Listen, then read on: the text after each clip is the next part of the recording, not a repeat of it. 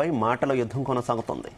కత్తి ఏపీ నేతలది, పొడిచింది రేవంత్ రెడ్డి అంటూ హరీష్ రావు చేసినటువంటి కామెంట్స్ పై దుమారం చెలరేగుతోంది. బనకచెర్లకు వ్యతిరేకంగా అసెంబ్లీలో తీర్మానం చేయాలని బీఆర్ఎస్ డిమాండ్ చేస్తోంది. బీఆర్ఎస్ డిమాండ్కు కాంగ్రెస్ అంగీకరిస్తుందే? బనకచెర్ల విషయంలో అసలు ఏం జరిగింది?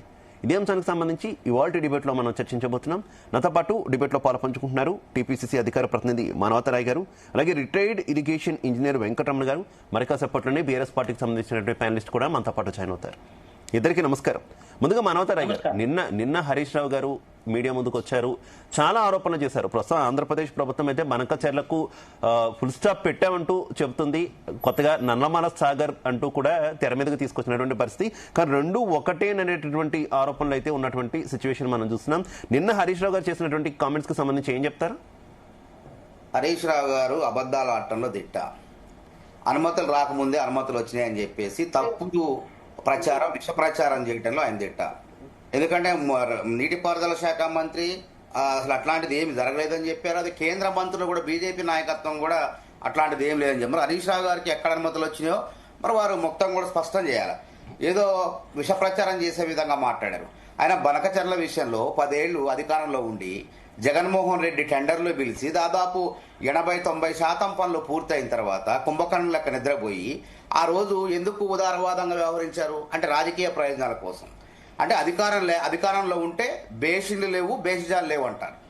అదేవిధంగా ఆ జాతీయ పార్టీ టీఆర్ఎస్ కాస్త బీఆర్ఎస్ అయిపోయి ఆంధ్రప్రదేశ్లో కూడా పోటీ చేయాలి, అక్కడ ప్రజల ఓట్లు కూడా లాక్కోవాలి, ఆ గద్దెనెక్కాలి, కేంద్రంలో గద్దెనెక్కాలి, ప్రధానమంత్రి కావాలన్న ఆశతో ఏం చేసిండు ఆయన? కృష్ణా జలాలను యథేచ్ఛగా రాయలసీమకు, ఆంధ్రకు తరలించుకుపోనిచ్చే విధంగా ఉదారవాదంగా వ్యవహరించిండు. అక్కడ దాకా కాకుండా ఈ బనకచెర్ల కనిగిరి దాకా పోవాలి. కనిగిరి అంటే నగరి, ఆ రోజా గారి నియోజకవర్గం దాకా, అంటే 2 లక్షల ఎకరాల ఆయకట్టుకు నీరందించే విధంగా ఆ ప్రాజెక్టు, బనకచెర్ల ప్రాజెక్టు నిర్మాణం అయితే రోజా గారి ఇంటికి పోయి రాయలసీమను అంటే దేనికి తాకట్టు పెట్టిండిన తెలంగాణ ప్రజలకు ఆత్మగౌరవాన్ని? రోజా గారు పెట్టినటువంటి రొయ్యల పులుసుకు, చేపల కూరకు తెలంగాణ ప్రజల యొక్క ఆత్మగౌరవం తాకట్టు పెట్టి రాయలసీమను రత్నాలసీమగా చేస్తానది మీరు కాదా? అవన్నీ సాక్ష్యాధారాలు ఉన్నాయి మా దగ్గర. అదేవిధంగా జగన్మోహన్ రెడ్డి గారు, మాజీ ముఖ్యమంత్రి, ప్రధాన ప్రతిపక్ష నాయకుడు కేసీఆర్ గారు ప్రగతి భవన్లో కూర్చొని చక్కగా బిర్యానీలు, ఇరానీ ఛాయలు తాగి చట్టాపట్టాలు వేసుకొని తిరిగినప్పుడు బనకచెర్ల పనులు నడుస్తుంటే ఆపాలన్నటువంటి సోయి మాజీ ముఖ్యమంత్రి గారికి లేదా? అంటే అధికారం ఉంటే ఒక రకంగా, బేషన్లు ఉండవు, బేషజాలు లేవు. అధికారం కోల్పోతే రాజకీయంగా 2 ప్రాంతాల మధ్య నీళ్లంశాన్ని బూచిగా చూపించి రాజకీయంగా లబ్ధి పొందాలి, మళ్ళీ తెలంగాణ ఉద్యమంలో జరిగిన సెంటిమెంట్లే రగల్చాలి, మళ్ళీ అధికారం చేపట్టాలనే ఆలోచనతో ఉన్నది బీఆర్ఎస్ పార్టీ. పప్పులు ఉడకో తెలంగాణ ప్రజలు గొర్రెలు కాదు, మీరు ఏది చెప్తే అది చేయడానికి 10 ఏళ్ళు మీకు అవకాశం ఇచ్చారు. 10 ఏళ్ళు అవకాశం ఇస్తే చూసి చూడనట్టు ఊరుకొని తెలంగాణ కృష్ణా జలాలన్నీ కూడా ఉమ్మడి రాష్ట్రంలో 720 టీఎంసీలు ఆంధ్ర రాయలసీమకు తరలిపోతే ఒక కేసీఆర్ గారి పరిపాలనలో 10 ఏళ్ల ఉద్యమ నాయకుడు పాలనలో 1420 టీఎంసీలు తరలిపోయినాయి అని చెప్పి నీటిపారుదల శాఖ గణాంకాలు స్పష్టం చేస్తున్నాయి. అయితే ఇప్పుడు తాజాగా ఆంధ్రప్రదేశ్ ప్రతిపాదించిన నల్లమల సాగర్ ప్రాజెక్టుకి సంబంధించి కేంద్రం ఏర్పాటు చేసినటువంటి కమిటీకి మెంబర్స్ ని పంపడం ద్వారా మీరే కాంగ్రెస్ సర్కార్, రాష్ట్ర ప్రభుత్వం తెలంగాణకు ద్రోహం చేస్తుంది అనేటటువంటి ఆరోపణలు వస్తున్నటువంటి పరిస్థితి ఏంటి? గతంలో బనకచెర్ల విషయంలో కూడా ఈ రకమైనటువంటి కమిటీ ఏర్పాటు చేస్తామంటే ఎక్కడ కూడా మేము రెస్పాండ్ అవ్వము, మేము పంపమని చెప్పినటువంటి తెలంగాణ సర్కార్ ఎందుకు నల్లమల సాగర్ వచ్చేసరికి పంపుతుంది అనేటటువంటి ఆరోపణలు వస్తున్నాయి? నేమ్స్ ఇచ్చారా నిజంగానే? ఇప్పుడు రాజకీయం కాదు, ఈ నీటి వాటాల జల వివాదాలు అనేది భవిష్యత్తులో ఉండకూడదు. ఈ 2026 సంవత్సరం చక్కగా తెలంగాణ వాటా తెలంగాణకు రావాలి, ఆంధ్ర రాయలసీమకు వాళ్ళకి పోవాలి, కృష్ణా జలాల్లో కానీ గోదావరి జలాల్లో. అదేవిధంగా ఒక పక్క వీళ్ళు నిద్రపోయిన తర్వాత, వీళ్ళు జగన్మోహన్ రెడ్డి సహకరించిన తర్వాత, మేము వచ్చిన తర్వాత బనకచెర్లను ఆపిన ముఖ్యమంత్రి రేవంత్ రెడ్డి గారు మొదట మాట్లాడిండు. ఆ తర్వాత నీటిపారుదల శాఖ కార్యదర్శి రాహుల్ బొద్దా గారు కేంద్ర జల సంఘానికి లేఖ రాసిండి, దీన్ని ఆపాలి, ఇది అక్రమం ఈ ప్రాజెక్ట్ అని. ఆ తర్వాత దొంగల పడ్డ 6 నెలలకు కుక్కలు మురిగినట్టు బీఆర్ఎస్ నాయకులు వామ్మో వాళ్ళ బండారం మొత్తం కూడా బయటపడుతుంది, వాళ్ళ తప్పులు మొత్తం కూడా కాంగ్రెస్ బయటపెడుతుందని చెప్పేసి ముందే దొంగ అన్నట్టు దొంగతనం చేసినోడే దొంగ నడిచినట్టు ఉంది కథ. ఎప్పుడు 6 నెలల తర్వాత వీళ్ళు స్పందించారు. కొన్ని పత్రికల్లో, తెలంగాణ పత్రికల్లో వార్తలు వచ్చిన తర్వాత అప్పుడు బనకచెర్ల అక్రమం, అన్యాయం అన్నారు. కాబట్టి supreme court Rayalaseema lift irrigation Nallamala lift irrigation project దాన్ని అడ్డుకోవడానికి సుప్రీంకోర్టుకు పోయింది కూడా కాంగ్రెసే. ఆ రోజు BRS party Rayalaseema lift irrigation కట్టడానికి టెండర్లు వాళ్ళు ఆగస్టు 29, 2022 తారీఖున టెండర్లు పిలుస్తారు. ఆగస్టు 10వ తారీఖు 2020 టెండర్లు పిలిస్తే 2,500 కోట్లకు వీళ్ళు అపెక్స్ కౌన్సిల్ మీటింగ్ కి 5వ తారీఖు ఆగస్టు 5వ తారీఖు పోవాల్సి ఉండగా చూస్తూ నామమాత్రం లేఖ రాస్తే ఆ మీటింగ్ పోకుండా ఎక్కొట్టి ఆ టెండర్లు పిలుచుకునే విధంగా ఆ పనులు జరిగే విధంగా దొడ్డితో సహకరించారా లేదా? ఆ రోజు అధికారంలో ఉన్నప్పుడు ఆ ప్రాజెక్టులు సహకరించి, అంటే వీళ్ళ ఉద్దేశం ఏంది? జాతీయ పార్టీ ఆంధ్రాలో కూడా వీళ్ళకి జగన్మోహన్ రెడ్డి మత్తి రేపు ప్రధానమంత్రి కావడం కోసం, అంటే ఈయన రాజకీయ ప్రయోజనాల కోసం తెలంగాణ ప్రజల యొక్క నీళ్ల వాటాను ఆంధ్రాకు దారదత్తం చేసిండు, తెలంగాణకు తీరని ద్రోహం చేసిండు. ఇది ముమ్మాటికి నిజం. అందుకే అసెంబ్లీకి రమ్మంటే రావట్లేదు. ఎవరైనా చిన్నపిల్లగాళ్ళు బడి మానేస్తే బడి దొంగ అంటాం, అసెంబ్లీ మానేసిన ఏమన్నా అసెంబ్లీ దొంగ అనాలి. కాబట్టి నిజంగా చిత్తశుద్ధి ఉంటే మంచిగా ఇకనైనా ముక్కోటి ఏకాదశి నిన్నటి నుంచి కనీసం మీరు ప్రవర్తన మార్చుకోండి. ప్రధాన ప్రతిపక్ష నాయకుడు ఫామ్ హౌస్ లో కాదు పడుకునేది, అసెంబ్లీ జరిగేటప్పుడు అసెంబ్లీకి వచ్చేసి ప్రజల సమస్యలు ఏదైనా ఉంటే దాన్ని గళమెత్తాలి. డిస్కస్ చేద్దాం. మానవతరాయ్ గారు మనతో పాటు భారతీయ జనతా పార్టీ నుంచి వెంకటరెడ్డి గారు జాయిన్ అయ్యారు. ఆయనకి వెల్కమ్ చెప్తూ వెంకటరమణ గారు నిన్నటి నుంచి నడుస్తున్నటువంటి రాజకీయ ఆరోపణలు మనం చూస్తూనే ఉన్నాము. అటు మాజీ ఇరిగేషన్ మినిస్టర్ అయినటువంటి హరీష్ రావు గారు రెస్పాండ్ కావడం కావచ్చు, ఇప్పుడు ప్రెజెంట్ మినిస్టర్ అయినటువంటి ఉత్తమ్ గారు కూడా కౌంటర్ ఇవ్వడం కావచ్చు. ఇదంతా కూడా నడుస్తున్నటువంటి పరిస్థితి. రాజకీయ ఆరోపణలు ఎలాగో ఉన్నాయి. మీరు యాజ్ ఏ రిటైర్డ్ ఇంజనీర్ గా ఏం చెప్తారు? అసలు ఈ బనకచెర్ల ఏంటి, ఈ నల్లమల సాగర్ ఏంటి, సామాన్య తెలంగాణ ప్రజానికానికి ఆంధ్ర ప్రజానికానికి అర్థమయ్యే విధంగా చెప్పాలంటే ఏం చెప్తారు? ఏం జరుగుతుంది? ఇది నేను ఇంటర్స్టేట్ లో పనిచేసి రిటైర్ అయ్యాను. ఇది ఏంటంటే ఇది ఒక మరో కాళేశ్వరం కానున్నది. ఇది ఇక్కడ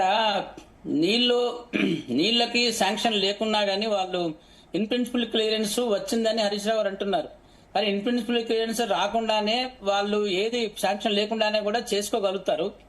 ఇది మనో కాళేశ్వరము తెలంగాణలో కాళేశ్వరం ఎట్లయితే మనం కట్టి మనం ఒక లక్షల రూపాయలు ఇక్కడ మనము యాజ్ అన్ ఇంజనీర్ చెప్తున్నా మనము లక్షల రూపాయలు వేస్ట్ చేసి దాని యొక్క ఫలితాలు మనము ఇప్పుడు అనుభవిస్తలేము. అనుభవించడానికి ఇంకా టైం పడుతుంది. మేము చూస్తామో లేదో, ఇంకా నెక్స్ట్ తరాలు కూడా చూస్తే లేవో. ఒక్కొక్కటి మనకు దానిలో అవకతవకలు కనబడుతూనే ఉన్నాయి. అటువంటిదే ఇది కూడా. ఒకటి ముఖ్యంగా గోదావరిలో నీళ్లు ఎక్కడున్నాయండి? 3000 టీఎంసీలో నీళ్లు ఉన్నాయంటాడు. పోతున్నాయి సముద్రంలోకి అంటాడు ఆయన. 3000 టీఎంసీలు సముద్రంలోకి ఎట్లా పోతాయండి? ఉన్నాయే 3000 టీఎంసీలు గోదావరి లోపల. దాన్ని మొత్తము గోదావరి లోపల 75% ఈల్డ్ ఏదైతుందో దాన్ని మనము నీళ్ళు అంటాం. దానిలో మనకి 70% నీళ్ళే లెక్క. ఆ 3000 టీఎంసీలని అన్ని స్టేట్లకి వాడుకోవాలి. మొత్తం ఉన్నాయి 3000 టీఎంసీలు. ఇప్పుడు మనము వాడుకుంటలేం కాబట్టి కిందికి పోతున్నాయి నీళ్లు. అంతేగాని రేపు ఈ 3000 టీఎంసీలకి ప్రాజెక్టులు కట్టుకున్నట్టయితే మహారాష్ట్ర, కర్ణాటక పైన ఉన్నటువంటి ఇవన్నీ కూడా కట్టుకున్నట్టయితే ఖచ్చితంగా కిందికి పోయే సమస్య లేదు. నీళ్లు కిందికి పోయే సమస్య లేదు. కాబట్టి నీళ్లు లేవు అసలు. వీళ్ళు 1173 టీఎంసీలు గోదావరిలో ఉంటే దాన్ని 1480 టీఎంసీలు అని చెప్పేసి ఒక 300 టీఎంసీలు పెంచుకొని వాళ్ళు ఏం చేశారు, మన ఇంతకుముందు గవర్నమెంట్స్ అంటే కంబైన్డ్ ఏపీ గవర్నమెంట్ లో కూడా 1173 అనేది ఒక ఫిగర్ అన్నమాట. ఏపీ కంబైన్డ్ ఏపీకి దాన్ని 300 టీఎంసీ యాడ్ చేసి 1480 టీఎంసీని పంచుకున్నారు అన్ని ప్రాజెక్టులకు. ఇది ఎందుకంటే భూపాలపట్నం లోపల ఒక 300 టీఎంసీలు మనకు రెగ్యులేటర్ అక్కడ ప్రాజెక్ట్. వెంకటరమణ గారు, సారీ ఫర్ ది ఇంటరప్షన్. ఒక్కసారి మీ కెమెరా రొటేట్ చేయండి దయచేసి. అలాగే లాక్ చేయండి. ఓకేనా? Yeah, continue. అయితే గోదావరిలో నీళ్లు లేవండి. నీళ్లున్నాయి 1000 టీఎంసీలు మనకు తెలంగాణకు ఉన్నాయి. తెలంగాణకు 1000 టీఎంసీలు ఉన్నాయి. మిగతా వాటికి కూడా మిగతా స్టేట్లు అన్ని ఒక 8 స్టేట్లకు దీంట్లో గోదావరి లోపల కో షేరింగ్ స్టేట్స్ 8 ఉన్నాయి. మన తెలంగాణ కాకుండా 7 ఉన్నాయి. ఇంకా దానిలో మన పుదుచ్చేరి కూడా ఒక ఇది మన అంటే ఒక చిన్న పార్ట్ ఉంటుంది. అది కూడా మన ఒక స్టేట్ కో స్టేరింగ్ స్టేట్ 8వ స్టేట్ అనమాట. అంటే యూనియన్ టెరిటరీ అనుకోండి. అట్లా మన ఈ గోదావరిలో నీళ్ళని లేవు అసలు. లేని నీళ్ళను సృష్టించుకొని 300 టీఎంసీలను అడిషనల్ గా భూపాలపట్నం లోపల అది కట్టినట్టు అవుతే 300 టీఎంసీ రెగ్యులేటర్ వాటర్ వస్తుంది. గోదావరిలో మనం వాడుకోవచ్చు. కానీ భూపాలపట్నం కట్టక ముందే ఆ 300 టీఎంసీలు కూడా ప్లాన్ చేసుకొని ఇవాళ పోలవరంకి కూడా నీళ్లు తెచ్చుకున్నాం మనం. పోలవరంకు నీళ్లు లేవు. భూపాలపట్నం అయితేనే పోలవరంకు నీళ్లు ఉంటాయి. కాబట్టి హైడ్రాలజీని తప్పుగా చూయించి అక్కడ సిడబ్ల్యూసి లోపల మనము మెప్పించుకొని పోలవరం తెచ్చుకున్నారు వాళ్ళు. అట్లే మళ్ళీ కాళేశ్వరం నీళ్ళని అన్నింటినీ కూడా పోలవరం కుదించుకున్నారు వాళ్ళు. అసలు కాళేశ్వరం నీళ్ళని పోలవరం కుదించుకొని వాళ్ళు పోలవరం తెచ్చుకున్నారు. మరి తర్వాత మనం కాళేశ్వరం నీళ్ళని తెచ్చుకోవడం కోసము, హైడ్రాలిక్ రేట్ తెచ్చుకోవడం కోసము మనం ఎంతో తిప్పలు పడాల్సి వచ్చింది. సో ఈ రకంగా నీళ్లు లేని కాడ నీళ్లను సృష్టించి సముద్రంలోకి 3000 టీఎంసీలు పోతున్నాయి అనేటువంటిది ఒక కల్పన. సముద్రం నీళ్ళు ఎట్లా పోతాయండి? నీళ్లు పోకుండా, సముద్రం నీళ్లు పోకుండా మనం ఆపగలుగుతామా? సముద్రంలోకి 3,000 కాదు 6,000 టీఎంసీలు కూడా పోతాయి. పోకపోతే సముద్రం లోపల నీళ్లు పోకపోతే ఈ రీసైకిల్ ఎట్లా అవుతుంది? వాటర్ రీసైకిల్ సముద్రం లోపల నీళ్లు పోతేనే కదా మళ్ళీ ఎవాపరేట్ అయ్యి మళ్ళీ వర్షాలు కురిసి మళ్ళీ ఈ రకంగా వాటర్ సైకిల్ అయితే జరగాలి కదా. కాబట్టి సముద్రంలో నీళ్లు పోకుండా మనం ఆపలేము. 50 లక్షల క్యూసెక్లు పోలవరం కాడ డిశ్చార్జ్ అండి. 50 లక్షల క్యూసెక్లు ఒక రోజులో పోతాయి. ఒక రోజులో 50 లక్షలు ఉంటే 8 అంటే 400 టీఎంసీలు ఒక రోజులో పోతాయి. అంటే ఒక రోజులో సముద్రంలో 400 టీఎంసీలు కలుస్తాయి. మరి వాటిని మనం ఎన్ని టీఎంసీలు మనం స్టోర్ చేసుకోగలుగుతాము? సో ఇట్లా నీళ్లు లేని కాడ ఇటువంటి ప్రాజెక్ట్ ని క్రియేట్ చేశారు.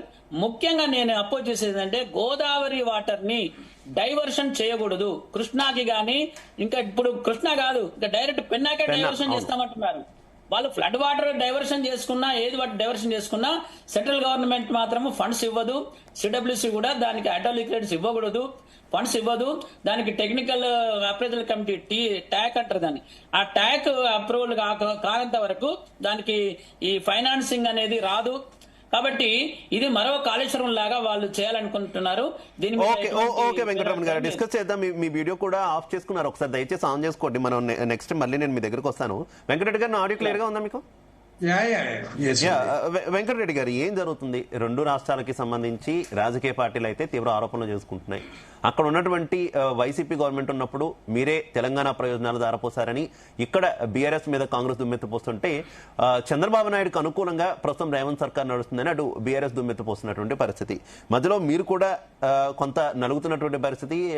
ఎన్డీఏలో తెలుగుదేశం పార్టీ మద్దతు ఉంది, మీరు కూడా మద్దతు ఇస్తున్నారు. ఈ నల్లమల సాగర్ కావచ్చు, బనకచెర్లకు అనేటటువంటి ఆరోపణలు కూడా వినిపిస్తున్నాయి. ఏం చెప్తారు? ముందుగా మీకు అలాగే జీ తెలుగు న్యూస్ ప్రేక్షకులు ప్యానెల్ వారందరికీ నమస్కారం. ఇప్పుడు కేంద్ర ప్రభుత్వం ఎవరికి మద్దతు ఇవ్వదు. ఇటు ఈ రాష్ట్రాన్ని కానీ అటు ఆ రాష్ట్రాన్ని కానీ ఎవరికి మద్దతు ఇవ్వదు. 2 రాష్ట్రాల ముఖ్యమంత్రులు కూర్చుంటే ఇవన్నీ కూడా పరిష్కారం అవుతాయి. ఎవరిష్టం వచ్చినట్టు వాళ్ళు ఇస్తారంటే, ఎవరిష్టం వచ్చినట్టు వాళ్ళు పర్మిషన్ ఇచ్చుకుంటూ మాట్లాడుకుంటూ పోతే కేంద్ర ప్రభుత్వం ఏం చేస్తుందో చెప్పండి. ఇక్కడ ముఖ్యంగా చెప్పాలంటే, అంతకుముందు ఏదైతే తెలంగాణ రాష్ట్రం వచ్చిన తర్వాత మనకు తెలుసు, నీళ్లు, నిధులు, ఉద్యోగాల కోసం కొట్లాడి తెచ్చుకున్న తెలంగాణ రాష్ట్రంలో ఏ ప్రాజెక్టులు కూడా కంప్లీట్ కాని పరిస్థితి కనపడతా ఉంది ఈ రోజుల్లో. కృష్ణా డెల్టా ప్రాంతం దగ్గర 75% ఇది తెలంగాణ పరివాహక ప్రాంతంలో పోతా ఉంటే దాని మీద ప్రాజెక్టులు కట్టలేని పరిస్థితి ఆ రోజు బీఆర్ఎస్ హయాంలో కేసీఆర్ గారు దాన్ని నీరు గార్చారు చెప్పాలంటే. దాని మీద ఉన్న కాన్సన్ట్రేషన్ ఇది లేకుండా కాళేశ్వరం ప్రాజెక్టు మీద కాన్సన్ట్రేట్ చేసి దాన్ని 100,000 కోట్ల రూపాయలు వృధా చేసి కాళేశ్వరం ప్రాజెక్టు తీసుకొచ్చారు. నేనేమంటున్నా, ఇప్పుడు బనకచెర్ల కానీ లేకపోతే ఇంకో ప్రాజెక్ట్ కానీ బనకచెర్ల అనేది అది ఫీజిబుల్ కాదు అని చెప్పి కేంద్ర ప్రభుత్వం క్లియర్ గా చెప్పింది. ఆ డిపిఆర్ కూడా వెనక్కి పంపింది. మీరు దీని మీద ముందు పోవద్దని చెప్పి కూడా కేంద్ర ప్రభుత్వం చెప్పింది, కేంద్ర జలశక్తి శాఖ. దాని మీద మళ్ళా దీన్ని హరీష్ రావు గారు ఏదో డైవర్ట్ చేయడానికి చేస్తున్న ప్రయత్నం. ఎందుకంటే నేను అనుకుంటా సెకండ్ రోజు ఇప్పుడు అసెంబ్లీలో ఓ డిస్కషన్ వస్తా ఉంది.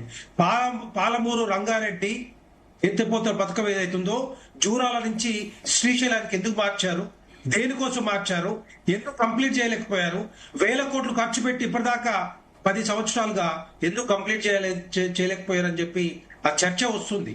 దానికి సమాధానం చెప్పలేక రకరకాల డైవర్ట్ చేసే ప్రతిపాదనలు, స్టేట్మెంట్స్ హరీష్ రావు గారు మాట్లాడుతూ ఉన్నారు. రెండవది పాలమూరు రంగారెడ్డి ఎందుకు జూరాల నుంచి ఒకవేళ మొదలు పెడితే ఇప్పటిదాకా అది కంప్లీట్ అయిపోయేది, ఢిల్లీ దాకా నీళ్లు వచ్చేవి.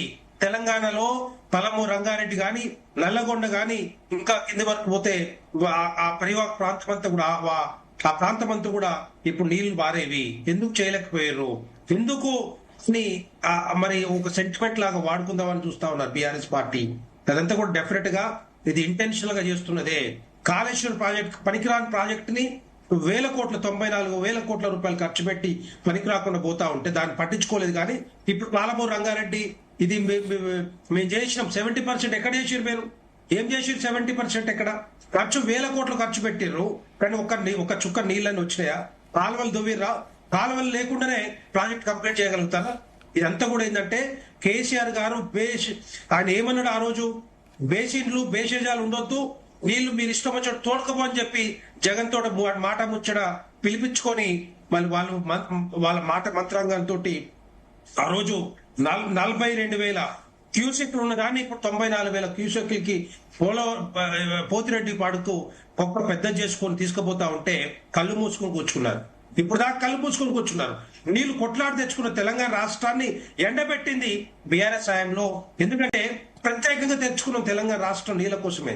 అదంతా కూడా అర్థంగా పోతా ఉంటే, ఈ రెండు పక్కల నీళ్లు పోతా ఉంటే, గోదావరి నీళ్లు గాని ఇటు కృష్ణా నీళ్లు గాని రెండు పక్కల నీళ్లు పోతా ఉంటే మనం వాడుకోని పరిస్థితి ఈ రోజు దాపురిచ్చిందంటే 10 సంవత్సరాలు ఎంత ఇంపార్టెంట్ టైం ని మరి బీఆర్ఎస్ హయాంలో కేసీఆర్ గారు వేస్ట్ చేసిర్రో దానికి ఓకే వెంకటరెడ్డి గారు, మనోతరాయ్ గారు అంతిమంగా జల అస్త్రం అనేది కాంగ్రెస్ పార్టీ మీద కేసీఆర్ అండ్ బీఆర్ఎస్ పార్టీ ఎక్కుపెట్టినటువంటి పరిస్థితి కనిపిస్తుంది. ఒకటే చెబుతున్నారు, రేవంత్ రెడ్డి ఆంధ్రప్రదేశ్ ముఖ్యమంత్రికి రుణం తీర్చుకుంటున్నారు. చంద్రబాబు నాయుడికి గురువుకి ఆయన దక్షిణ కింద తెలంగాణ నీటి హక్కుల్ని ఇస్తున్నారు అనేటటువంటి ఆరోపణలు చేస్తున్నారు. ప్రతి అంశాన్ని పిన్ టు పిన్ చూపించేటటువంటి ప్రయత్నం చేస్తున్నారు. అది మీరు భూతద్దంలో అనొచ్చు, అసలు లేని అంశాన్ని తెర మీదకి తీసుకొస్తున్నారు మీరు అనొచ్చు. కాకపోతే తీవ్ర అన్యాయం జరుగుతుందని అయితే చెప్తున్నటువంటి పరిస్థితి. ఏం చెప్తారు? ఇప్పుడు రేవంత్ రెడ్డికి అంటే తెలియలేదనుకున్నా ఏంది? ఇప్పుడు రేవంత్ రెడ్డి 10 సంవత్సరాల పాటు ఇక్కడ ముఖ్యమంత్రిగా తెలంగాణ ప్రజల ప్రయోజనాలు కాపాడే విధంగా పనిచేయాలనుకుంటాడు. ఆ విధంగా పనిచేయాలనుకున్నోడు ఈ రాష్ట్రాన్ని అన్ని రకాలుగా అభివృద్ధి చేసుకునే విధంగా ముందుకు తీసుకోపోతాడు.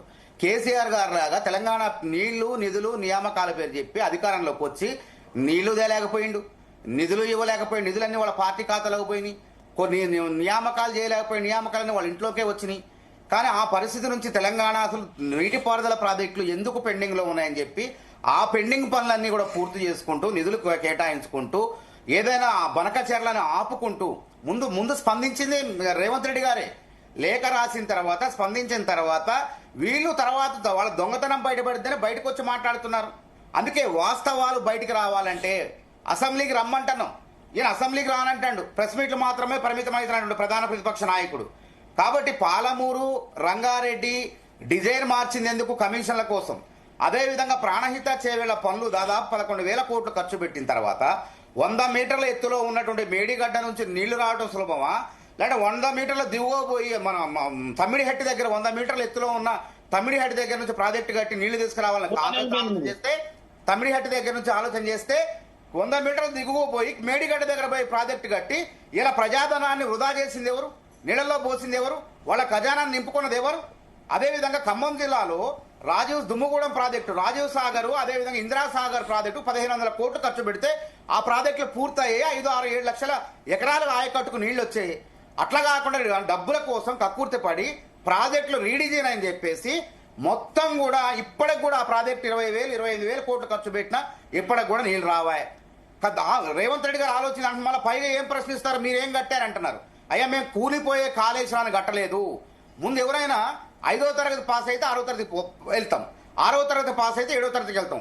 అంటే 5వ తరగతి పాస్ కాకుండానే, అంటే ఈ ప్రాజెక్టులు పూర్తి కాకుండా పెండింగ్ లో ఉన్నటువంటి ప్రాజెక్టులు పూర్తి కాకుండానే కేసీఆర్ గారు కాళేశ్వరానికి తెలంగాణ మొత్తం ప్రజాధనాన్ని మొత్తం కూడా వృధా చేసిండు.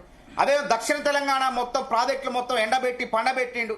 కాబట్టి ఇక్కడ ప్రజలకు కూడా అర్థమైంది, అధికారంలో ఉన్నప్పుడు చేయలేని మీరు కనీసం కృష్ణా జలాల్లో వాటాను కూడా మనం విజయ శ్రీరామ్ గారు చెప్పారు, జలసంఘ నిపుణులు కేంద్రం. ఆయన ఏం చెప్పిండు?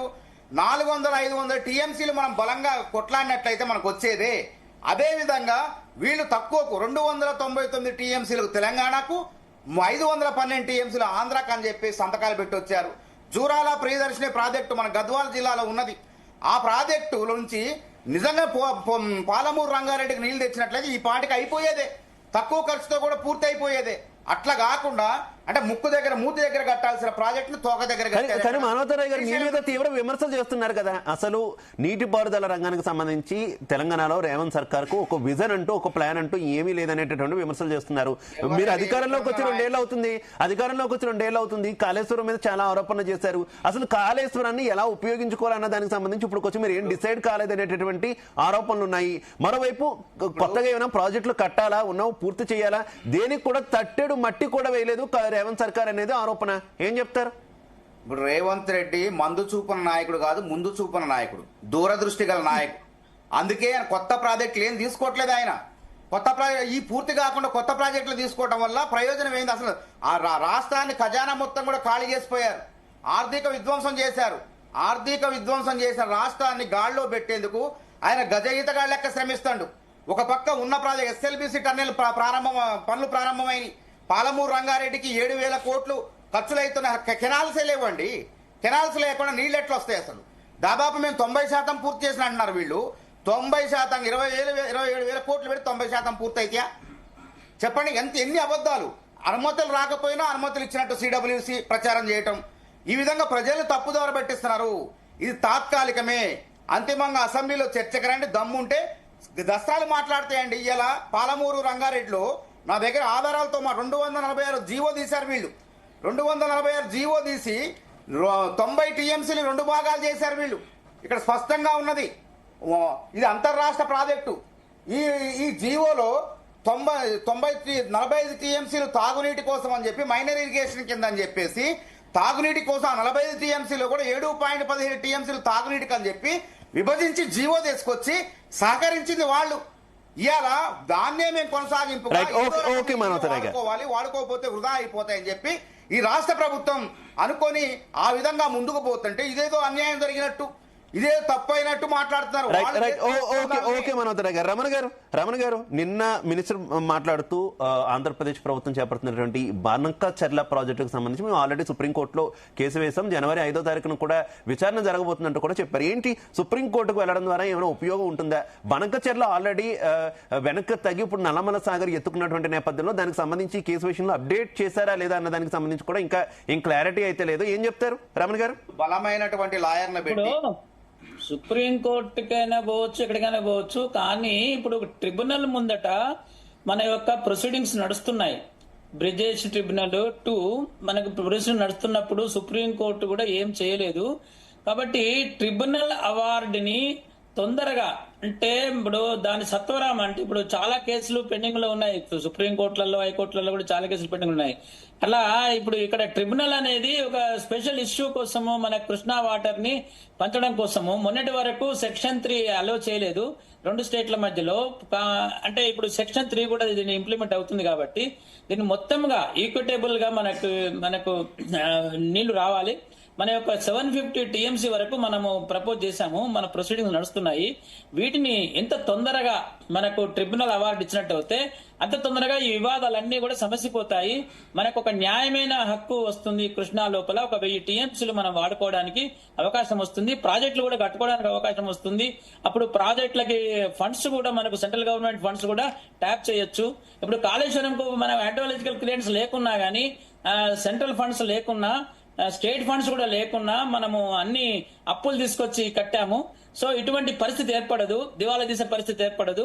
కాబట్టి ఈ ట్రిబ్యునల్ అవార్డు కోసం మనందరం కూడా ఇప్పుడు మనము కొట్లాడుకున్నట్లయితే ఎదుటివానికి ఒక వీక్ పాయింట్ అవుతుంది. కాబట్టి ఈ ట్రిబ్యునల్ అవార్డు కోసం అందరం ప్రయత్నం చేయాలి. మన ప్రధానమంత్రి గారిని, మన మినిస్టర్ మన సెంట్రల్ మినిస్టర్ ను, పాటిల్ గారిని కూడా ఈ విషయం లోపల మనము అందరం కలిసి, అఖిల పక్షాలు కలిసి కూడా ఈ ట్రిబ్యునల్ అవార్డు తొందరగా ఇచ్చేటట్టుగా బ్రిజేష్ మీద ఒత్తిడి తీసుకురావాలి. అట్లా ఆ డైరెక్షన్ లో మనం ప్రయత్నం చేస్తే బాగుంటుందని నా కోరిక. రైట్ వెంకటరెడ్డి గారు, అసలు ఏంటి కేంద్రం పాత్ర ఏంటి? ఒక్క జల వివాదాలే కాదు, విభజన నుంచి కూడా, విభజన స్టార్ట్ అయినప్పటి నుంచి విభజన చట్టంలోని పలు అంశాలు అపరిష్కృతంగానే ఉండిపోయినటువంటి పరిస్థితి. ఎప్పుడు కూడా కేంద్రం గోడ మీద పిల్లి వాటంలానే ఉంది తప్పితే ఎక్కడా పరిష్కరించడానికి ముందుకు రాలేదు. కేవలం 2 రాష్ట్రాల్లో రాజకీయ ప్రయోజనాలు మాత్రమే చూసుకుంటుంది, ఈ వివాదాల పరిష్కారానికి ముందుకు రావట్లేదు అనేది ఆరోపణలు. ఒప్పుకుంటారా?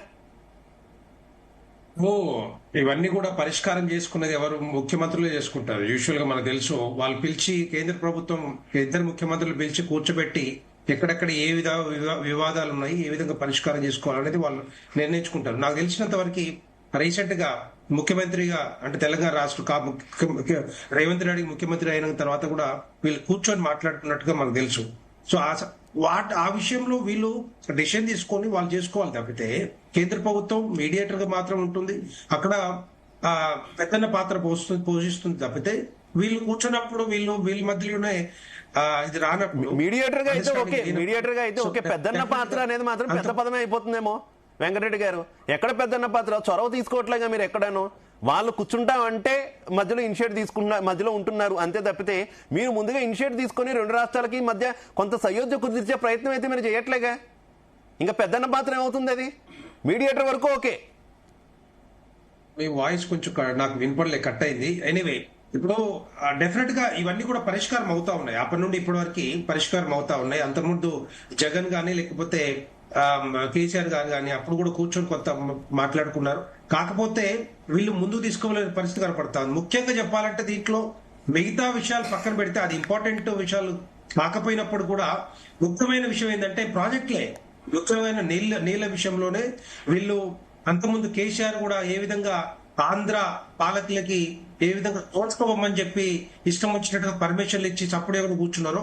ఎందుకంటే మొట్టమొదటిసారిగా ఏదైతే ముఖ్యమంత్రి కేసీఆర్ గారు అపెక్స్ కౌన్సిల్ కానీ లేకపోతే దానికంటే ముందు మీటింగ్ కానీ ఎందుకు హాజరవ్వలేదు, వాటర్ షేరింగ్ అగ్రిమెంట్ లో ఎందుకు ఆ మీటింగ్ లో పాల్గొనలేదు, 811 టీఎంసీల వాటర్ ఉన్న దాన్ని ఎందుకు ఆయన 299కి ఒప్పుకున్నారు, ఇక్కడి నుంచి అపెక్స్ కౌన్సిల్ మీటింగ్ రమ్మని చెప్పినా కూడా, ఈవెన్ జూమ్ మీటింగ్ రమ్మని చెప్పినా కూడా ఎందుకు రాలేదు, ఎందుకు ఒప్పుకున్నాడు 299?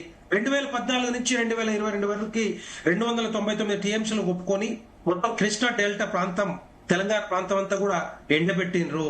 ఇదంతా కూడా వాంటెడ్ గా ఇంటెన్షనల్ గా చేసిందే తప్పితే మరి ఒకవేళ నిజంగానే ఇట్లాంటి వివాదాల పరిష్కారం కావాలంటే వాళ్ళు కూర్చొని మాట్లాడుకోవచ్చు. కానీ వాళ్ళు జగన్ పిలిపించుకొని మీ ఇష్టం వచ్చినట్టు తీసుకోపోండి, మీరు ఏ ప్రాజెక్ట్ అని కట్టుకోండి అని చెప్పి కట్టుకొని పోతా ఉంటే కాము కూర్చున్నది ఎవరు? ఇక్కడ కేసీఆర్ గారు కదా.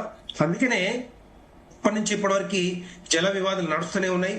ఇప్పుడు కూడా కాంగ్రెస్ పార్టీని డిమాండ్ చేస్తా ఉన్నాను, ఏదైతే ఇనిషియేట్ చేసిన ప్రాజెక్ట్స్ ఉన్నాయో, ఏదైతే మొదలుపెట్టిన ప్రాజెక్ట్స్ ఉన్నాయో వాటి మీద సీరియస్నెస్ పెంచి ఫోకస్ పెంచి వాటిని పూర్తి చేసుకుంటే తప్పితే రేపొద్దున ఈ పాలమూరు రంగారెడ్డి నల్లగొండ కానీ నీళ్లు రాలేని పరిస్థితి కనపడతా ఉంది. అందుకనే ఎట్టి పరిస్థితుల్లో వాటిలో ఏవైతే, ఎందుకంటే పాలమూరు రంగారెడ్డి మొదలు పెట్టినా కూడా 27,000 కోట్ల రూపాయలు ఖర్చు పెట్టినా కూడా ఇప్పుడు దాకా డిపిఆర్ ఇవ్వలేదు వీళ్ళు.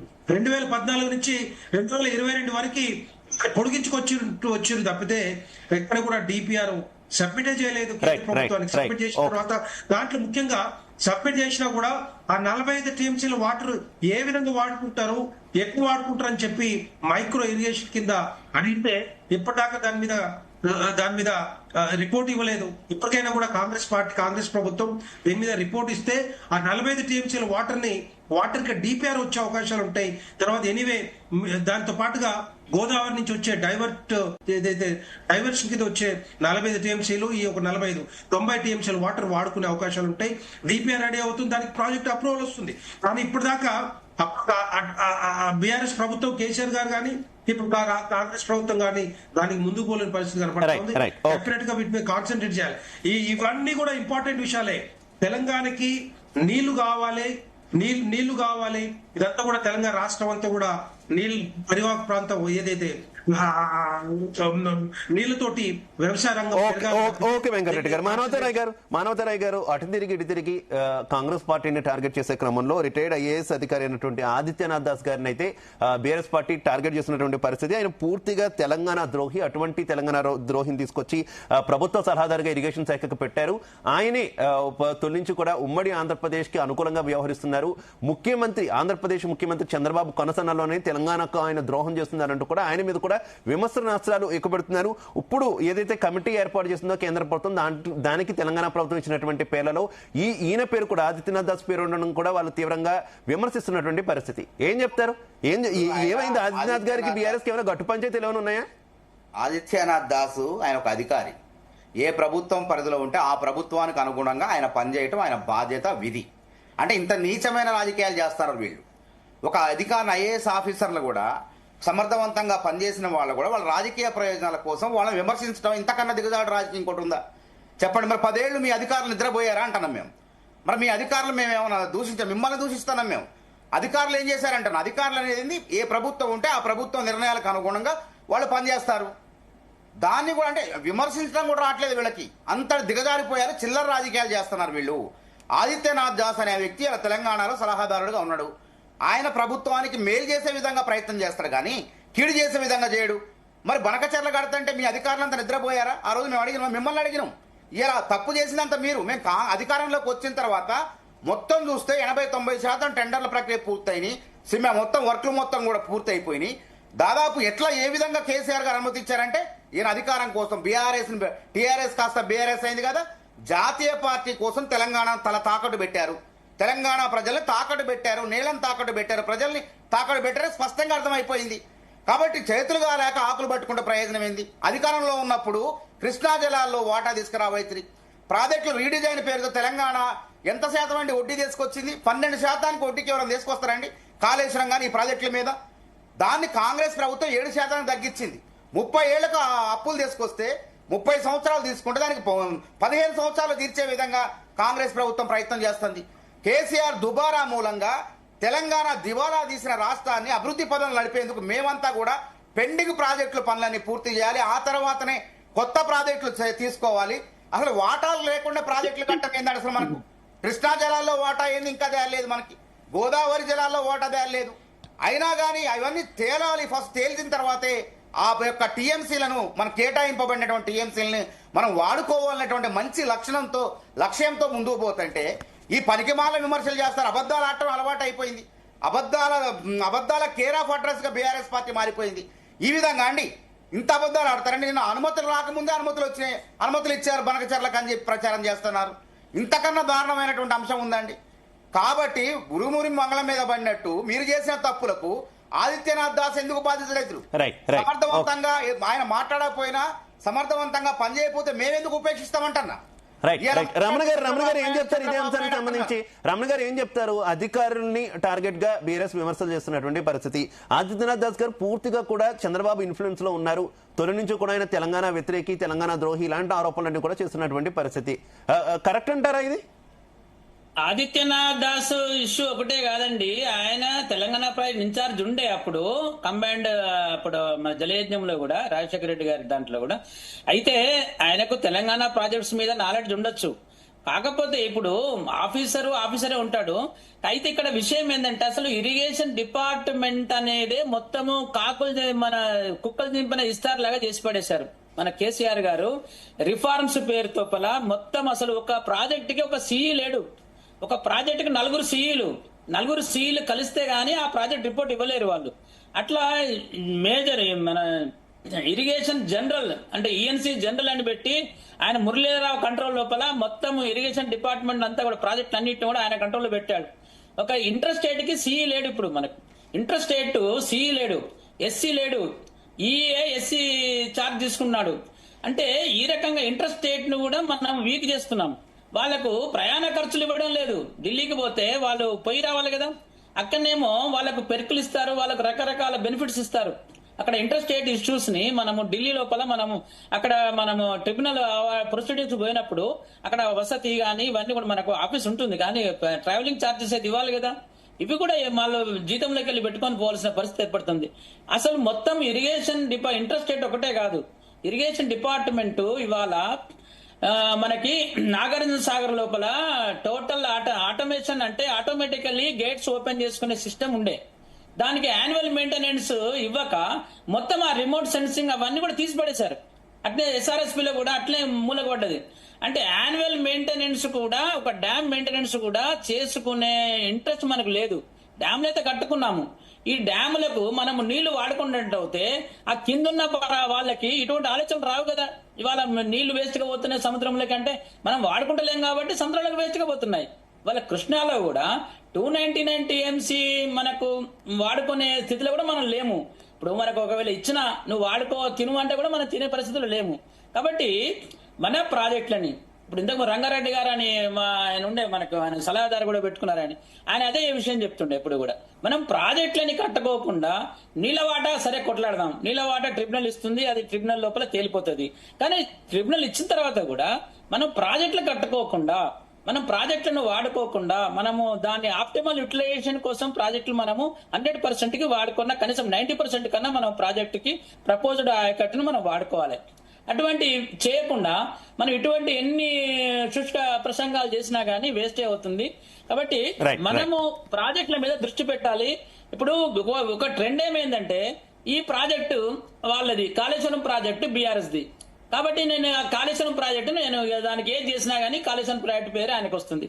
అంతకు ముందు ఎల్లంపల్లి కాంగ్రెస్ వాళ్ళది, కాబట్టి ఎల్లంపల్లిని నేను ఏం చేసినా గానీ ఇది కాంగ్రెస్ కు వస్తుంది. ఇటువంటి ట్రెండ్ కూడా ఇప్పుడు అది పోవాలి.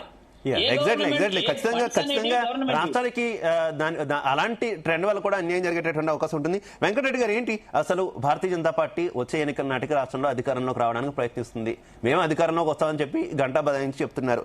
ఏంటి అసలు బీజేపీకి తెలంగాణ ఇరిగేషన్ మీద ఉన్నటువంటి విజన్ ఏంటి? ఏ రకమైనటువంటి చర్యలు తీసుకోబోతున్నారు? కాంగ్రెస్ తో పాటు మీరు కూడా కాళేశ్వరం మీద ఆరోపణలు చేసినటువంటి పరిస్థితి, ప్రస్తుతం కాళేశ్వరం అసలు పనికిరాదు అని చెప్తున్నారు. అది నిజమా అబద్ధమా పక్కన పెడితే, ఇన్ కేసు పనికి రాకపోవడం నిజమైతే మీరు దాన్ని ఏ రకంగా ఉపయోగించుకుంటారు? తెలంగాణకు అసలు ఈ నీటిపారుదల రంగంలో ఏ రకమైనటువంటి న్యాయం చేయబోతారు? కూడా మేము డెఫినెట్ గా భారతీయ జనతా పార్టీ తెలంగాణ రాష్ట్రంలో అధికారంలోకి వస్తే మాత్రం ఏవైతే నీళ్లు, నిధులు, ఉద్యోగాలు ఉన్నాయో వాటి మీద ఫోకస్ పెట్టి ముందుగా ప్రాజెక్టులు ఏవైతే ఉన్నాయో ఆ ప్రాజెక్టులు కూడా కంప్లీట్ చేసి కొత్త ప్రాజెక్టు తీసుకొచ్చే అవకాశాలు ఉంటాయి. తప్పితే వీళ్ళలాగా ఇది ప్రాజెక్టులు స్టార్ట్ చేసి ఇష్టం వచ్చినట్టు దోపిడీ కాంట్రాక్టర్లకు ఇచ్చి అక్కడి నుంచి దోపిడీ చేయడం ఏదైతే జరిగిందో బీఆర్ఎస్ హయాంలో, అలాంటివి జరగకుండా మాకు తెలుసు భారతీయ జనతా పార్టీ కేంద్ర ప్రభుత్వంలో ఏ రాష్ట్రంలో ఉన్న అధికారంలో ఉన్నా కూడా ఆ రాష్ట్రంలో డెఫినెట్ గా ఒక పారదర్శక పరిపాలన ప్రధానమంత్రి నేతృత్వంలో జరుగుతూ ఉంది. డెఫినెట్ గా ఈ తెలంగాణ రాష్ట్రంలో కూడా రేపు వచ్చే కాలంలో భారతీయ జనతా పార్టీ అధికారంలోకి వస్తుంది. ఎందుకంటే రెండు పార్టీల ఏదైతే ప్రభుత్వానికి వచ్చారో తెలంగాణలో అధికారంలోకి వస్తే తప్ప ఏ ప్రాజెక్ట్ కి కూడా జాతీయ హోదా ఇవ్వరా? ఏమంటారు? తెలంగాణలో అధికారంలోకి వస్తే తప్ప ఏ ప్రాజెక్ట్ కి కూడా జాతీయ హోదా ఇవ్వరా తెలంగాణలో? మీ వాయిస్ కొంచెం కట్ అయింది. ఎనీవే, ఇచ్చేటువంటి అది లేదండి. ఇప్పుడు ఏ జాతీయ ప్రాజెక్ట్ ఇస్తలేరు. ఇప్పుడు ఎవరికి ఇవ్వట్లేదు. ఈ భారతదేశంలో జాతీయ ప్రాజెక్టులు ఎక్కడ కూడా అప్రూవల్ ఇవ్వట్లేదు. మీరు కావాలంటే కట్టుకుంటారు. డిపిఆర్ లో ప్రభుత్వం తలుచుకుంటే ఏముంది? రమణ గారు, వెంకటరెడ్డి గారు, ప్రభుత్వం తలుచుకుంటే ఏముంది? ఇవ్వాలనుకుంటే ఖచ్చితంగా ఇవ్వచ్చు కదా. ఏమంటారు? ప్రభుత్వం తలుచుకుంటే ఎందుకు ఇవ్వలేదు అంటున్నా నేను. ఇప్పటి వరకు ఇవ్వలేదు, ఓకే. ప్రభుత్వం తలుచుకుంటే ఇవ్వలేదా? వాయిస్ వస్తలేదు మీది. రైట్. మనోతరాయ్ గారు, మీకు నా ఆడియో క్లియర్ గానే ఉందా? మనోతరాయ్ గారు, మధ్య మధ్యలో వాయిస్ కట్ అవుతా ఉంది, మీ వాయిస్ రావట్లేదు.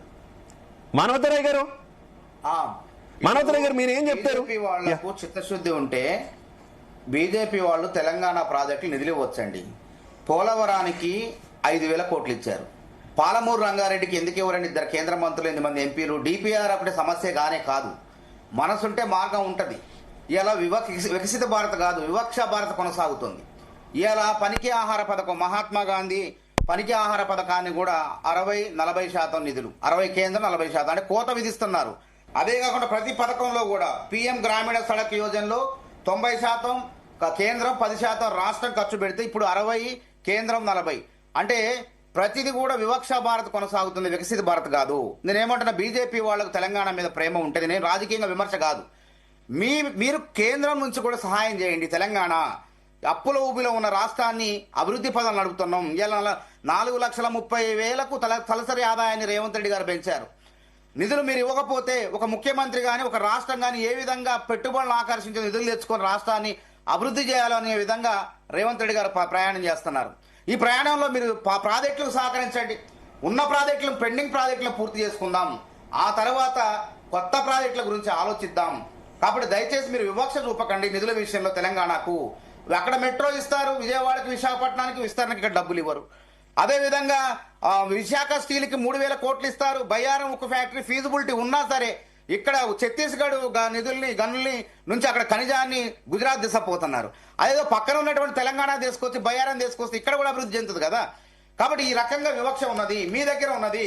కేంద్ర ప్రభుత్వం అనేది అన్ని రాష్ట్రాలను సమదృష్టిలో చూడాలి. మీ పాలిత ప్రాంతాలు, మీ మిత్ర పక్షాలు, ఆంధ్రాకు ఒక రకంగా, తెలంగాణకు ఒక రకంగా, కర్ణాటక ఇంకో రకంగా విభజించి మాట్లాడొచ్చా? విభజించి నిధులు ఇవ్వద్దు దయచేసి.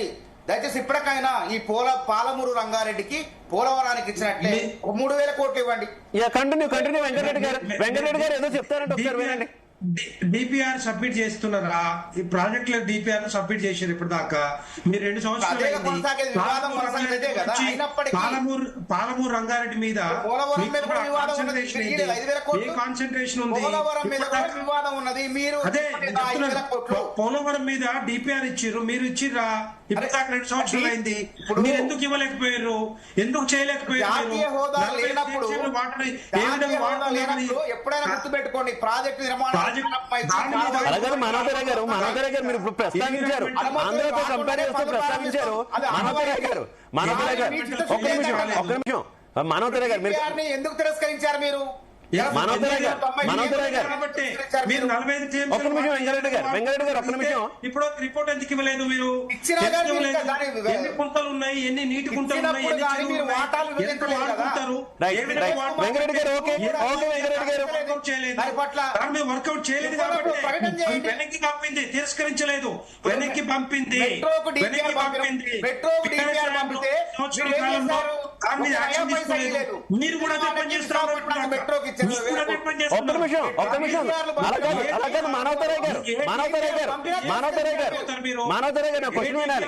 ఒక్క నిమిషం వెంకటరెడ్డి గారు ఒక్క నిమిషం.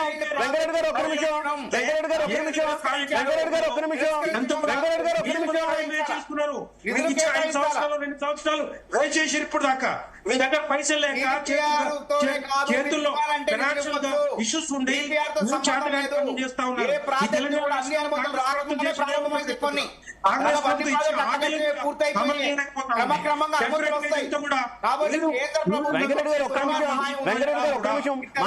వెంకటరెడ్డి గారు ఇలా కరెక్ట్ కాదు.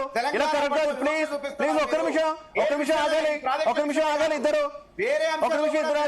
మనోహర్ గారు క్వశ్చన్ వినండి. మనోహర్ గారు మీరు ఆరోపిస్తున్నారు ఆంధ్రప్రదేశ్ కి బీజేపీ ఇస్తుందని, కానీ అక్కడ నెత్తినూరు కొట్టుకుంటున్నారు మాకేమీ ఇవ్వట్లేదని. ఇప్పుడంటే ఎన్డీఏ సర్కార్ వచ్చింది కాబట్టి తెలుగుదేశం కొంత మద్దతుగా మాట్లాడుతుంది తప్పితే అక్కడ నెత్తినూరు కొట్టుకుంటున్నారు. ఇక్కడ మెట్రో విస్తరణకు ఇచ్చారని మీరు అంటున్నారు. అక్కడ అసలు ఏ విస్తరణకు ₹1 కూడా ఇచ్చిన పరిస్థితి లేదు. విజయవాడ మెట్రో ఎక్కడుంది, విశాఖపట్నం మెట్రో ఎక్కడుంది? నిధులు ఇచ్చారంటున్నారు కానీ మన మానవతరాయ్ గారు గాని పివి రెడ్డి గారు గాని ఒక విషయము, పోలవరం అనేది ఒక వరం. అది అంటే వాళ్ళకి మనము తెలంగాణ ఏదైతే ఏర్పడ్డప్పుడు ఒక వరం ఇచ్చాము. అది ఆ వరాన్ని సెంట్రల్ గవర్నమెంట్ నిలబెట్టుకోవాలి. ఏ గవర్నమెంట్ వచ్చినా గానీ, అంతకుముందు ఉన్నటువంటి సోనియా గాంధీ ఇచ్చినప్పటికీ ఇప్పుడు మన తర్వాత గవర్నమెంట్ అని ఇచ్చుకోవాలి. అది అంతే. అది అంటే ప్రొసీజర్ ప్రకారం అవుతుంది తప్ప అంటే కేంద్రం మీద ఏపీ మీద ప్రేమ అని కాదు. ఇంకొకటి వీరు 60% 40% ఇప్పుడు ఏ స్టేట్ కైనా అదే ఉంటుంది, కాంగ్రెస్ స్టేట్ కైనా అదే ఉంటుంది, బీజేపీ స్టేట్ కైనా అదే ఉంటుంది కదా. కర్ణాటక కాంగ్రెస్ కు పర్టికులర్ గా ఇస్తే అప్పుడు దాని విషయంలో మనం కేంద్రం చేయొచ్చు. ఇంకో విషయం ఏంటంటే పాత ప్రాజెక్టులు అన్నింటినీ కూడా, ఇప్పుడు పాత ప్రాజెక్టులు కాళేశ్వరం కావచ్చు, మనం 1,00,000 కోట్లు ఖర్చు పెట్టారు, వేస్ట్ చేశారు అది అనకుండా ఆ పాత ప్రాజెక్టులని వాళ్ళు కట్టిన దాన్ని మనం వేస్ట్ అనేది పడేయం కదా. ఒక కారు ఉన్నది, తండ్రి కారు కొన్నాడు, కారు ఇచ్చిపోయాడు, ఆ కారుని మనం రిపేర్ చేసుకుంటూ మనము దాన్ని అది చేసుకుంటుంటాం. కానీ ఇప్పుడు మేడిగడ్డ అసలు అవసరమే, మేడిగడ్డతో పనే లేదండి. మేడిగడ్డ బ్యారేజ్ లేకుండానే నీళ్ళు ఎత్తిపోయొచ్చు. అది మనం కాంగ్రెస్ గవర్నమెంట్ చేయాలి. ఇప్పుడు ఉన్న గవర్నమెంట్ ఆ పంపులను వాడుకోవాలి. ఆ పంపులతో అవసరం ఉన్నప్పుడే, అవసరం లేకుండా కాదు, అవసరం ఉన్నప్పుడే వాటిని వాడుకొని మల్లన్న సాగర్ నింపాలి. మల్లన్న సాగర్ మనం ఏదైతే కట్టుకున్నామో 50 టీఎంసీలు, దానికి వరద నీళ్లు రావు, ఒక బొట్టు నీళ్లు కూడా, వర్షపు నీళ్లు దాంట్లో రావు, మనకి ఒక టీఎంసీ కూడా రాదు దానిలో. కాబట్టి మల్లన్న సాగర్ గానీ, కొండపోచమ్మ గానీ 200 పైన మొత్తం ఏదైతే కెపాసిటీస్ ఉన్నాయో అవన్నీ నింపుకోవాలి. అంటే బూట్టిగా మేడిగడ్డ వేస్ట్, మేడిగడ్డ లేకుండా కూడా మనము లిఫ్ట్ చేయొచ్చు. సో ఇటువంటి ఆలోచనలు చేయాలి. మేడిగడ్డ మీద ఇంకా దుమ్మెత్తిపోవడం కాదండి. సిబిఐకి ఇచ్చారు, అయిపోయింది. సిబిఐ తర్వాత మరి సిబిఐకి మనం సహకరించాలి కదా. సిబిఐకి సహకరించకుండా ఈ మళ్ళీ సిబిఐ ఏం చెప్తుందో, ఇది ఏం చెప్పినా మళ్ళీ బీజేపీ దానిలో ఇవన్నీ మనకు అపోవద్దు. సిబిఐ ఏం చేస్తుందో చేయనియండి, ఇచ్చాము అయిపోయింది. తర్వాత దాన్ని మళ్ళీ ఏసీబీకి ఇద్దాము. ఈ రకరకాల ఆలోచనలు. ఒక ఘోష్ కమిషన్ మీద కూడా అంత కష్టపడి ఘోష్ కమిషన్ వచ్చినాక కూడా ఆ రిపోర్ట్స్ ని మనం ఇంప్లిమెంట్ చేయకుండా మళ్ళీ దాన్ని సిబిఐ కప్పు చెప్పి దీన్ని కాలయాపన చేసి అదేదో జరుగుతుంటది, ఆ ప్రాసెస్ జరుగుతుంటది, అది జరగనియండి. కానీ ఇప్పుడు ఈ కఠిన ప్రాజెక్ట్ 1,00,000 కోట్ల పైన మనం ఏదైతే మనం ఇన్వెస్ట్ చేశామో దాన్ని మనం వాడుకునే ప్రయత్నం చేయాలి. రైట్. మనోదర్ గారు ఒకటి అండి, మనోదర్ గారు నేను చెప్తాను. ఏ రకంగా ఒక్క నిమిషం నేను ఏమంటున్నానంటే కాంగ్రెస్ పార్టీ సరే బీఆర్ఎస్ సాయంలో నష్టం జరిగింది, కృష్ణా డెల్టా ప్రాంతంలో ప్రాజెక్టులు కట్టలేదు, పాలమూరు రంగారెడ్డి ఆగిపోయింది, పాలమూరు రంగారెడ్డి కానీ నెట్టెప్పాడి కానీ కల్వకుర్తి డిండి కోయిల్ సాగర్ ఎస్ఎల్బిసి ఈ ప్రాజెక్టులన్నీ కూడా ప్రాజెక్టులు పూర్తి కావాలంటే 261.5 టీఎంసీల వాటర్ కావాలి. వాటర్ షేరింగ్ అగ్రిమెంట్ లో బీఆర్ఎస్ పార్టీ కానీ కేసీఆర్ గారు పాల్గొనలేదు, ఆయన చెప్పలేదు. 261 ప్లస్ 299 దగ్గర 560 టీఎంసీల నీళ్లు మనకి రావాల్సి ఉండే, అవి రావట్లేవు కూడా. ఇప్పుడు ఎంత కూడా అంతకుముందు బీఆర్ఎస్ హయాంలో నష్టం జరిగినా కూడా కేసీఆర్ గారు పట్టించుకోకుండా కూడా ఈ 2 సంవత్సరాల కాలంలో కాంగ్రెస్ పార్టీ ఏం చేసింది, పాలమూరు రంగారెడ్డి గురించి ఏం చేయాలనుకుంటుంది, మిగతా ప్రాజెక్టులు ఏవైతే ఉన్నాయో నేను ఇప్పుడు చెప్పిన కోయిల్ సాగర్ గానీ, నెట్టంపాడి గానీ, కలవకుర్తి గానీ, డిండి గానీ, ఎస్ఎల్బిసి గానీ ఏం చేస్తా ఉంది. 2 సంవత్సరాలు పూర్తి అయిపోయింది, మీకు ఇంకో 2 సంవత్సరాలు ఉంది, ఇంకొక నెక్స్ట్ 1 ఇయర్ అయితే లాస్ట్ 1 ఇయర్ ఎట్లాగా ఎన్నికల కాలం. మీరు చేయలేని పరిస్థితుల్లో మీరు ఉన్నారు. ఈ మాటలు వాదోపవాదాలు బీఆర్ఎస్ పార్టీ అట్లా చేసింది లేకపోతే కాంగ్రెస్ ఇట్లా చేసింది ఇది కాదు కావాల్సింది తెలంగాణ రాష్ట్ర ప్రజలకి. మీరు ఇష్టం వచ్చిన మాట్లాడుతుంటే నీటి ప్రాజెక్టు కంప్లీట్ కావు ఈ విధంగా. అంతకుముందు అట్లాగే చేసుకుంటూ పోయి నష్టం ఎవరు చేసారు. అంతకుముందు కాంగ్రెస్ పార్టీ 2014 కంటే ముందల కాంగ్రెస్ పార్టీ సంవత్సరాలు కొద్దిగా అధికారం నుండి రాజశేఖర రెడ్డి గారు కానీ లేకపోతే అంతకుముందు కాంగ్రెస్ మీద ఉమ్మడి ఆంధ్రప్రదేశ్ లో ఈ తెలంగాణ రాష్ట్రానికి మొట్టమొదటిగా నష్టం చేసింది ఉమ్మడి ఆంధ్రప్రదేశ్ లో ఆ పాలకులు మాత్రమే. ఉమ్మడి పాలకులు ఆ రోజు ఆంధ్ర పాలకులే ఈ తెలంగాణ రాష్ట్రాన్ని ఇదే మంత్రులు ఇప్పుడున్న మంత్రులే అప్పుడు కూడా ఉన్నారు రాజశేఖర రెడ్డి హయాంలో. రాజశేఖర రెడ్డి గారు ఏం చెప్తే అది ఈవెన్ పోతిరెడ్డి పాటికి పక్క పెట్టుకొని తువ్వకపోతున్నా కూడా వెంకరెడ్డి గారు ఓకే మనోదర్ గారు కంటిన్యూ టైం తక్కువ ఉంది. వెంకరెడ్డి గారు ప్లీజ్ దానికి మీరు సమాధానం చెప్పలేదు. ప్లీజ్ వెంకరెడ్డి గారు టైం తక్కువ ఉంది వెంకరెడ్డి గారు టైం తక్కువ ఉంది. మనోదర్ గారు కంటిన్యూ మాట్లాడు. వికసిత్ భారత్ లక్ష్యమే డెఫినెట్ గా మేము చూస్తా ఉన్నాం. డెఫినెట్ దానికోసమే మేము పోరాటం చేస్తున్నాం. దానికోసమే తెలంగాణ రాష్ట్రం. వెంకరెడ్డి గారు ప్లీజ్ వెంకరెడ్డి గారు ఓకే మనోదర్ గారు కంటిన్యూ. వెంకరెడ్డి గారు ఓకే ప్లీజ్ వెంకరెడ్డి గారు ప్లీజ్. వెంకరెడ్డి గారు బ్రేక్ వేయాలి కాస్త. వెంకటరమణ గారు నేను వికసిత భారత్ వివక్ష భారత్ అని అన్ని రాష్ట్రాలు కరెక్టే. తెలంగాణకు నిధుల విషయంలో వివక్ష కొనసాగుతుంది. జిఎస్టీ విషయంలో నిధులు వేరే రాష్ట్రాలకు రూపాయి ఇస్తే మనకు 40 పైసలు కూడా రావట్లే మనం కట్టిన దానికి. కాబట్టి రాష్ట్రాలపై భారం పడుతుంది. ఇలా అప్పుల ఊబిలో ఉన్న తెలంగాణ రాష్ట్రం కేంద్రం ఆదుకోకుండా మరింత భారం పడుతుంది. తెలంగాణ, కర్ణాటక, తమిళనాడు ఏదైతే బీజేపీకి ప్రతిపక్షాలుగా ఉన్నాయో మిత్రపక్షాలకు ఉన్న దగ్గర మొన్న 15,000 కోట్లకు శంకుస్థాపన చేశారు మోడీ గారు. జూబ్లీహిల్స్ ఎన్నిక జరుగుతుంటే కనీసం 5,000 కోట్లు పనులు చేయరండి తెలంగాణకు. కాబట్టి దీనివల్ల తెలంగాణ నష్టపోతుంది, తీవ్రంగా ఇంకా భారం పడుతుంది. కాబట్టి వివక్ష వెంకరెడ్డి గారు మధ్యలో మాట్లాడుతున్న సభ్యత కదా అది. అయితే కాళేశ్వరం ప్రాజెక్టులో ఆ పనులు మేడిగడ్డను ఆ నిర్మాణ పనులు పూర్తి చేయడానికి కూడా టెండర్ల ప్రక్రియ నడుస్తుంది. దాన్ని అట్లా చేయం, వివక్ష చేయం. వాళ్ళు చేసినట్టు మేము ప్రాణహితాచే వేళ 11,000 కోట్లు ఖర్చు పెట్టి మేడిగడ్డ దగ్గర నుంచి నీళ్లు తీసుకురావాలని ప్రయత్నాన్ని వాళ్ళు అడ్డుకున్నారు, కమిషన్ల కోసం కక్కుర్తిపడ్డారు. కాబట్టి ఆ ఎల్ఎన్టీ కంపెనీ పైన కూడా క్రిమినల్ కేసులు నమోదు చేస్తున్నాం. వాళ్ళ బాధ్యులు అని చెప్పేసినాం. మీరు చేయకపోతే కనుక మీ పైన క్రిమినల్ కేసులు పెడతామని చెప్పినాం. ఆ నిర్మాణానికి కూడా మేము పూనుకుంటున్నాం. కాబట్టి ఎక్కడ కూడా మేము వాళ్ళు చేసినట్టు మేము చేయట్లేదు, గుర్తుపెట్టుకోండి. ఈ రోజు తెలంగాణలో 1,80,00,000 పైచీలకు మెట్రిక్ టన్నుల పంట దిగుబడి అవుతుందంటే కారణం కాంగ్రెస్ హయాంలో కట్టిన కాళేశ్వరం, కాళేశ్వరం అంట మన ఎల్లంపల్లి, శ్రీపాద, శ్రీరామ్ సాగరు, మానేరు, తర్వాత నాగార్జున సాగర్, శ్రీశైలం ఈ ప్రాజెక్టులే. కాబట్టి కుడికాలో 350 టీఎంసీలు తీసుకుపోవడం ఏంది అంటే గుంటూరు, విజయవాడ, మాచర్లకు పోయే కుడికాలో నాగార్జున సాగర్ నుంచి తెలంగాణ అంటే నల్గొండ, ఖమ్మం జిల్లాలకు పోయే ఎడమ కాలువ 100 టీఎంసీలు కూడా తీసలేకపోతుంది ఈ రోజు. కాబట్టి దాని నీటి లభ్యతను కృష్ణా జలాల్లోని వాటాను సద్వినియోగం చేసుకోవడం కోసమే ఇవాళ ఈ ట్రిబ్యునల్ అనేవి కూడా జాప్యం అవుతున్నాయి. ఈ లోపు వాళ్ళు ప్రాజెక్టులు నిర్మించుకున్నారు. బనకచెర్ల కొత్త పేరు మళ్ళీ మార్చేసి నల్లమల లిఫ్ట్ చేసుకొస్తున్నారు. కాబట్టి సుప్రీంకోర్టును ఆశ్రయించాం. ఇంతకన్నా ఏం చేస్తాం చెప్పండి మేము? కాబట్టి ఇద్దరి మధ్య కొట్లాట ఉండదు. ప్రజలు కొట్లాడుకోం కదా, కొట్లాడుకోవడం మంచిది కాదు. కాబట్టి రేవంత్ రెడ్డి గారు ఇద్దరం కూర్చొని మాట్లాడుకుంటాం అన్నారు. కాకపోతే ఈ లోపు వాళ్ళు దొంగచాటుగానో దొడ్డిదారులో పనులు చేస్తున్నారు. దాన్ని అరికట్టడం కోసమే సుప్రీంకోర్టుకు పోయినాం. వాళ్ళ లెక్క దుబారా చేసే ప్రభుత్వం కాదు ఇది.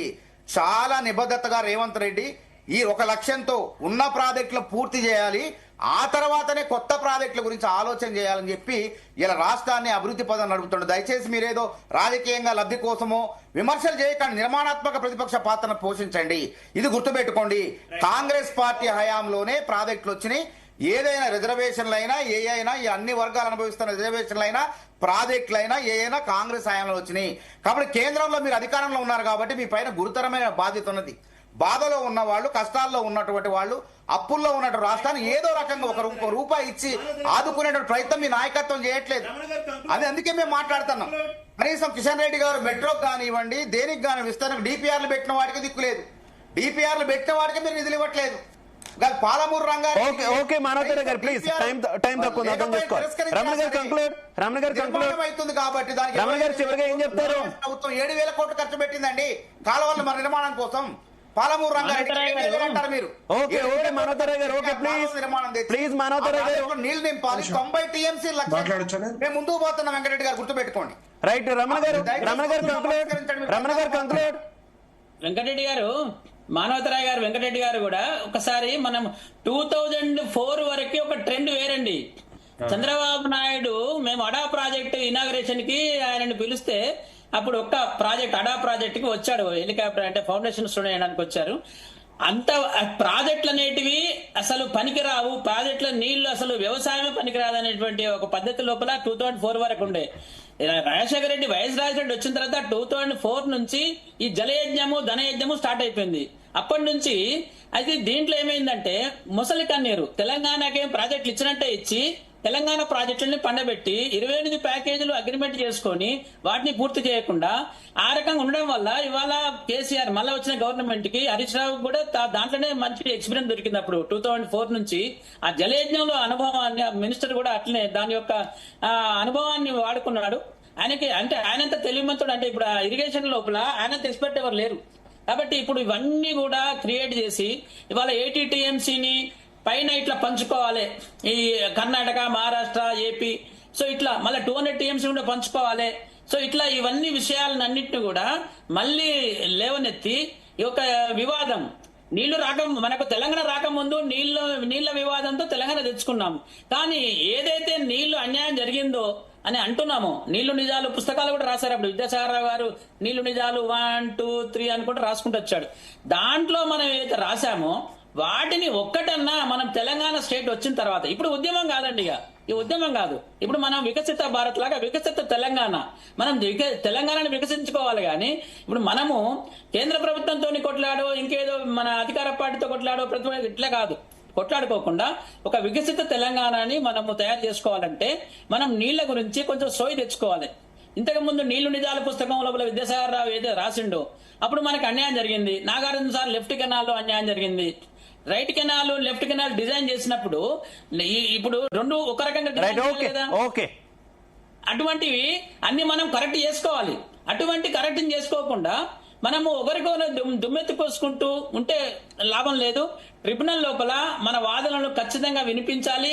సెంట్రల్ గవర్నమెంట్ తోను కూడా, సెంట్రల్ గవర్నమెంట్ కాంగ్రెస్ అంటే వేరే పార్టీ ఉన్నప్పటికీ కూడా, డబుల్ ఇంజన్ సర్కార్ లేకుండా నిలినప్పటికీ కూడా మనం ఏదో రకంగా సెంట్రల్ గవర్నమెంట్ కూడా మనము దాన్ని కన్విన్స్ చేసుకొని తెలంగాణకు జరిగిన అన్యాయాన్ని మనం కవర్ చేసుకోవాలి.